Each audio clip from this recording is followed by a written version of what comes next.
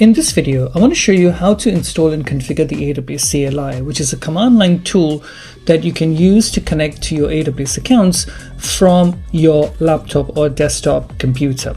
And essentially what this does is it allows you to run commands from a command line shell interface like the command prompt or the terminal that you have installed on your machine. What this does is it allows you to access your AWS account in an additional method rather than the standard web console. So here we've got our user Alice. Alice is a member of the developers group. She's got a set of permissions, which ultimately means that when she logs in, she's got access to a set of services.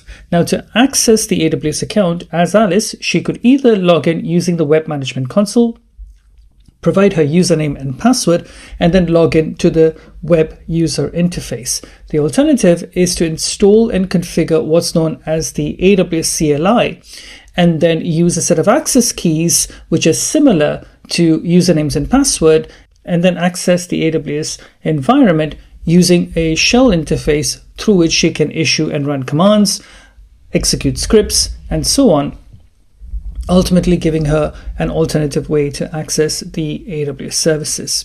Now, in order to set up the command line interface, you will first need to download and install the AWS CLI tools. So let me show you where you can get that from.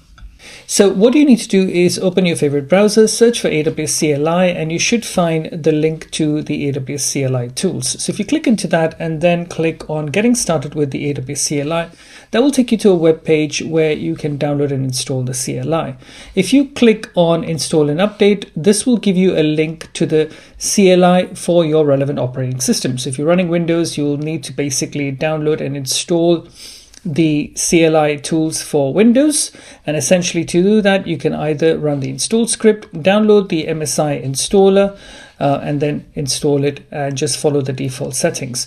I've got a Mac, so what I need to do is either I can run through the scripts or I can also download the GUI installer for the package. Once I install this onto my Mac, I then have the actual CLI tools configured.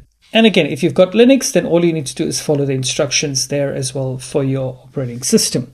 Now, once you've installed the CLI tools, you need to check that it's installed correctly. So let me bring up my terminal window on my Mac. In your case, if you're using Windows, you can bring up the command prompt and you can run the same test.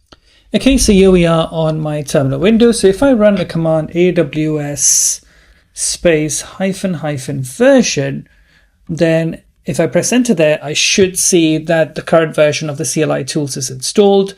It's version 2.30.4 as at the time of this recording. And it's got a couple of other bits and pieces as well noted there. So I know that my command line interface is working.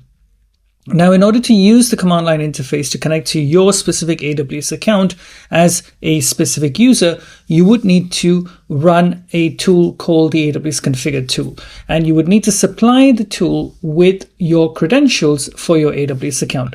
So what I'm going to do next is I'm going to log on to the AWS Management Console and configure one of our users' access keys. Okay, so I'm going to set up a set of access keys for one of our users, a user called Alice, who's one of our senior developers.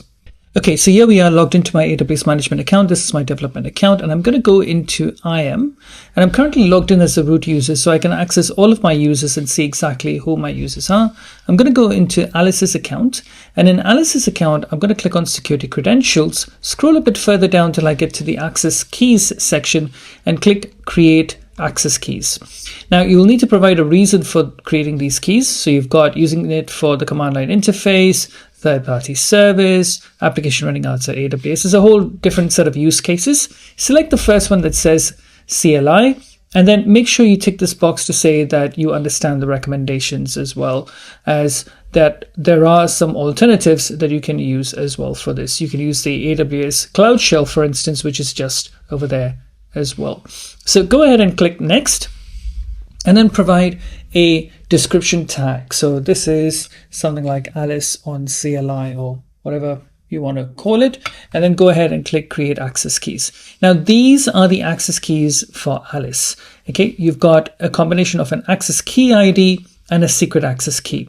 Now, you can download the CSV file and then share it with Alice, in your organization, and then she can go ahead and configure her laptop or a computer with those credentials using the CLI tool that she installed previously, and then be able to access the AWS account. And so if we now bring up the CLI tool again, so if I bring up my terminal window again, the command that you need to run in order to set this up so that Alice can access the account is as follows. You need to run a command called AWS configure, okay, and then press enter, and you'll be prompted to enter the access keys. So I'll quickly grab the access keys from here and paste that in there. Press enter, and you will be prompted to enter the AWS secret access key, which is that over there. So I'm just going to copy that as well and paste it in there. That's my secret access key. And then you need to select a default region. By default, generally, you probably want to go with US East 1, but you can select any region that you normally operate in. So I'm just going to go with US-East-1, or you could just press enter in my case, and then you move on to the next one. And then the next option is default output format. Just leave that as none and press enter. At this point, my CLI tool on my Mac has been configured with Alice's credentials, and I can now log in to the AWS account with whatever permission that Alice has. And so I've got some buckets, for instance, some S3 buckets on this account. So I can just type in AWS S3 LS. And now I'm connecting to this specific account, the development account that I have, as the user Alice, and I'm able to access all of my buckets in that account. And this is primarily because Alice has access to Amazon S3, so I can see all of the S3 buckets at this point in time. Now, another thing to be aware of is that if you are accessing multiple AWS accounts, then what you can do is actually configure your laptop with different profiles. So for instance, you could configure your CLI with the AWS configure command, but add a switch known as profile, so -- profile, and then provide a name for that profile. So this could be, for instance, production. So this might be my production account. And if I press enter, it's going to prompt me for a set of access keys, for an access key ID and a secret access key. And that would be related to the production profile. And that could be my production account, for instance.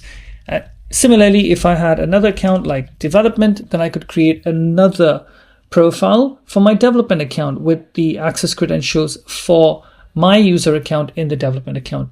And then when you run commands, so for instance, earlier I had run the command AWS S3LS, you would need to make sure that you added the profile for the account that you wanted to run it under. So in case I had a profile for the development account, then I would just provide AWS S3LS -- profile development, and that would ensure that I'm connecting to the development account to access the S3 bucket environment there.